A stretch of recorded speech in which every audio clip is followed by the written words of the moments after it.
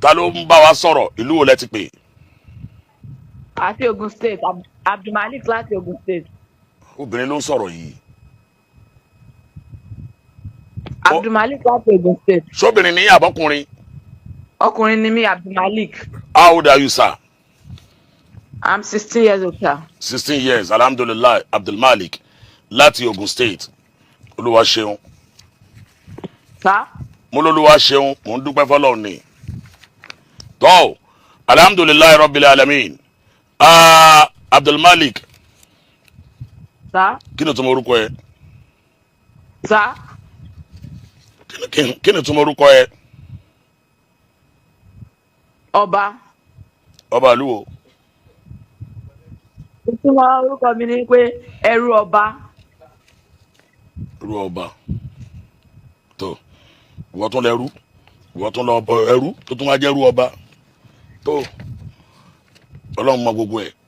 jọ Abdulmalik ìbéèrè mi ò lé o kí lorúkọ ẹni tó kọ́kọ́ pèrún farabalẹ̀ o kí lorúkọ ẹni tó kọ́kọ́ pèrún láyé ọmọ ìlú wo ni níbo ló kú sí.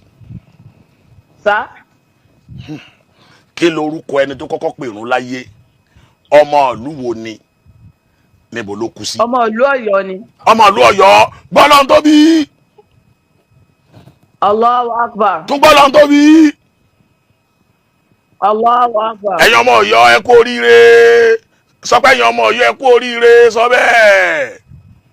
Ẹ kú oríire. tún sọ bẹ́ẹ̀ pé ẹ̀yin ọmọ Ọ̀yọ́ ẹ kú oríire. Ẹ̀yin ọmọ Ọ̀yọ́ ẹ kú oríire.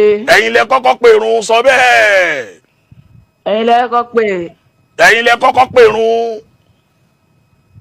Òkè ẹni tó kọ́ pè rún. Ó ṣe ẹni tó kọ́ pè rún ní kíní o. ní kíni. Mo ṣe mí tẹ́gbẹ́ ògbọ́n kan tó ń sọ dáadáa ni o. Èmi wò bóyá ẹsẹ̀ pé ẹni tó kọ́ pè wọlé mi ò mọ̀ pé ẹni tó kọ́ pè rún ẹni tó kọ́ pè rún ní ẹ̀mìgbà wọn ànábìwà Bilal lórúkọ ẹ̀. ọmọ ìlú wo ni. Bilal. ọmọ ìlú wo ni. African country nìkan.